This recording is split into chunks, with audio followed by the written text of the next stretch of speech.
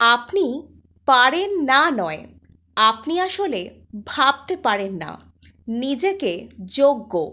যা যা কিছু আপনি চান সেই সমস্ত কিছুকে আপনি ডিজার্ভ করেন, এটা নিজের মধ্যে ভাবনা আনতে পারেন না বলে আপনার জীবনে যা কিছু চাই সেটার ম্যানিফেস্টেশনও হয় না। আমরা যা কিছু চাই তা পাই না। আমরা যখন নিজেদেরকে সেই জিনিসটার যোগ্য করে তুলি, ঠিক তখনই সেটা পাই।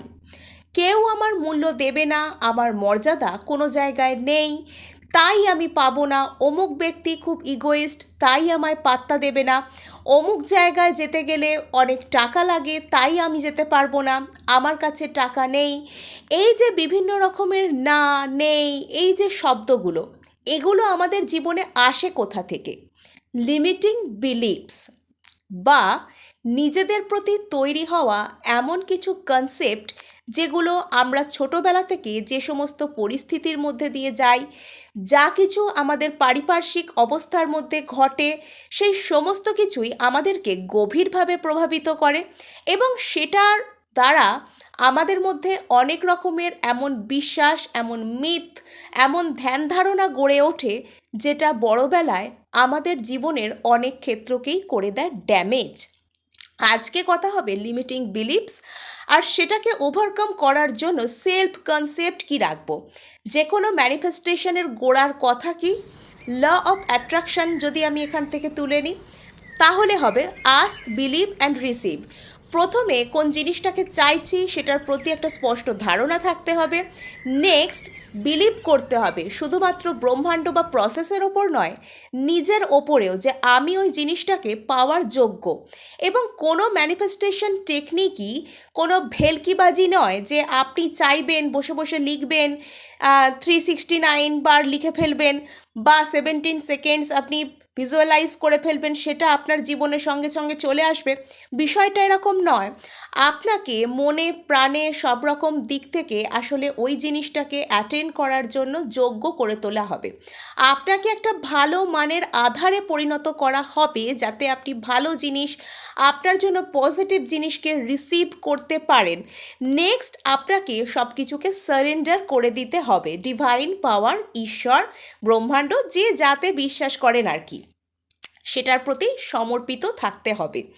যে আমি চেষ্টা করেছি, আমি নিজের যোগ্যতাও অর্জন করেছি, আমি পজিটিভ মাইন্ডসেট রেখেছি, এবার যা কিছু আছে আমি তোমার কাছে সমর্পণ করলাম, আমার জন্য যেটা ভালো হয় সেটাই তুমি করো, ব্যাস, নো ওয়ারি। এখান থেকে যদি আমি এবার ল অফ অ্যাজাম্পশনকে নিয়ে শুরু করি, ল অফ অ্যাজাম্পশন তো আরও একটু অ্যাডভান্সড লেভেলের ম্যানিফেস্টেশন টেকনিক। কেননা এখানে শুধুমাত্র চাওয়ানো হয় না, এখানে শুধুমাত্র বিশ্বাস করানো হয় না, পুরোটাই এখানে বিশ্বাসের খেলার উপর ডিপেন্ড করছে। অর্থাৎ আমরা নিজেরা বিশ্বাস করে ফেলবো যেটা আমরা চাই আমরা সেটার সাথেই বাঁচছি, তাহলে এটা আরও অ্যাডভান্সড লেভেল হয়ে গেল। কিন্তু সবই তো হলো, গোড়ার কথা চলে আসে যখন এখানে আমাদের শ্যাডোজগুলো বেরিয়ে আসে। ল অফ অ্যাট্রাকশানেও বিলিভ করতে গেলে, আর ল অফ অ্যাজাম্পশানে তো আরও বেশি বেশি করে।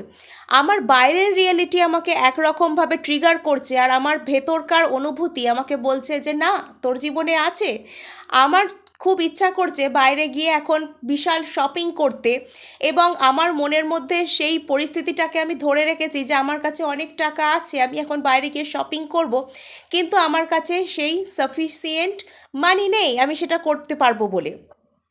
তখন বাইরে থেকে তো ট্রিগার হবই।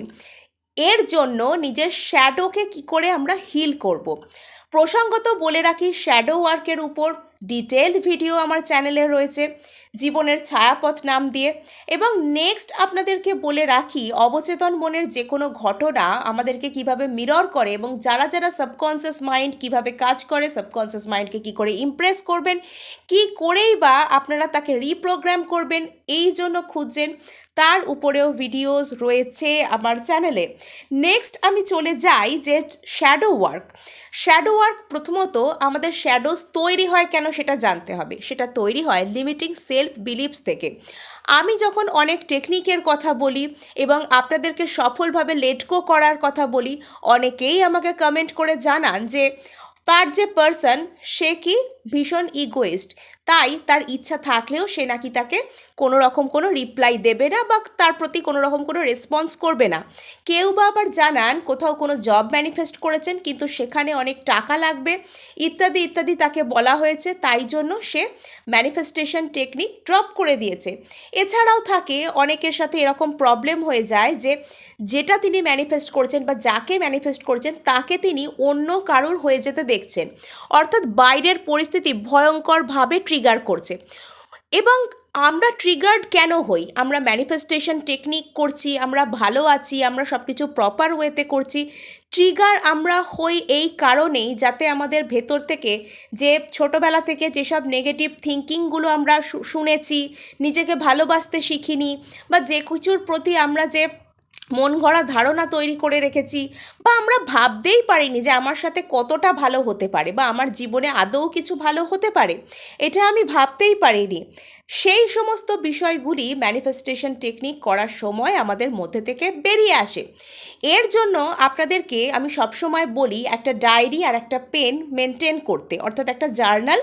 যদি আপনারা ম্যানিফেস্ট করছেন, আপনাদের যদি রাইটিং ম্যানিফেস্টেশন বা স্ক্রিপ্টিং ম্যানিফেস্টেশন বা জার্নাল ম্যানিফেস্টেশন নাও হয়ে থাকে, তাও আপনারা একটা ডায়েরি পেন অবশ্যই মেনটেন করবেন এবং তাতে আপনাদের এই ম্যানিফেস্টেশনের পথে বা আপনি যা কিছু চান সেটাকে পাওয়ার পথে কোন কোন জিনিসটাকে বাধা বলে মনে হচ্ছে সেগুলোকে আপনারা একটা একটা করে লিখুন এবং এর মধ্যে কোন জিনিসটা আপনার মধ্যে অনুপস্থিত সেগুলোকে আইডেন্টিফাই করুন এবং সেগুলোকে আইডেন্টিফাই করে যেগুলোর ওপর আপনার ফিজিক্যালি বা ভৌত রূপে বা সরাসরি অ্যাকশন নিয়ে কাজ করা সম্ভব সেগুলোর উপর কাজ করা ফার্স্টে শুরু করুন। নেক্সট আপনারা যেগুলোতে আপনাদের অ্যাকশন নিয়ে কিছু করার নেই বা আপনারা এক্ষেত্রে কিছু করতে পারবেন না, সেটাকেও দুশ্চিন্তা রূপে নেবেন না বা নেগেটিভ রূপে নেবেন না যে এখানে আমি কিছু করতে পারবো না, কি হবে রে বাবা। এটাকেও হিল করা যায়। কিভাবে?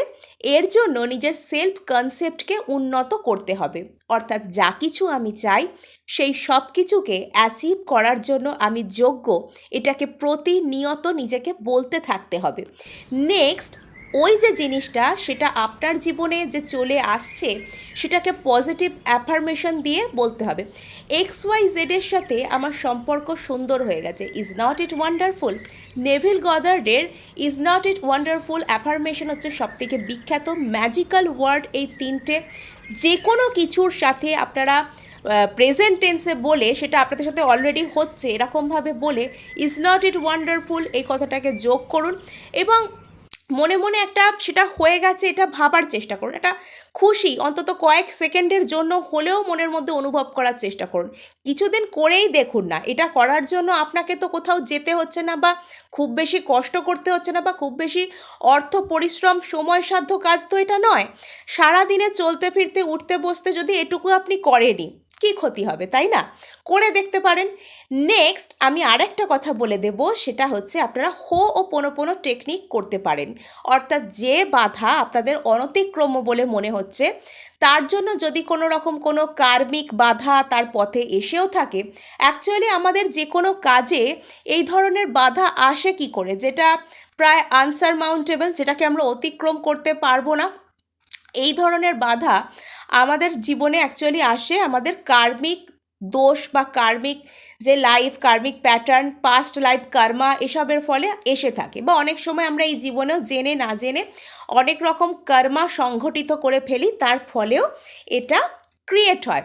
তো সেটার প্রতি আপনি প্রত্যেক দিন রাত্রে আপনি বলতে পারেন আমি জেনে না জেনে যার প্রতি যা কিছু আঘাত করেছি, যার প্রতি যা কিছু অন্যায় করেছি সেই সব কিছুর কাছে আমি ক্ষমা চাইছি এবং তাদের সবার কাছে আমি ক্ষমা চাইছি, আমি সৃষ্টিকর্তার কাছে ক্ষমা চাইছি এবং যাতে আমার দ্বারা কখনো কোনো রকম কোনো খারাপ কাজ না হয় এবং কেউ আমার জন্য যাতে কষ্ট না পায় এবং আমার জীবনটা যাতে সহজ হয়, তার জন্য আমি বলছি নিজের প্রতি এবং এই ব্রহ্মাণ্ডের প্রতি I am sorry, please forgive me, thank you and I love you and I forgive my self.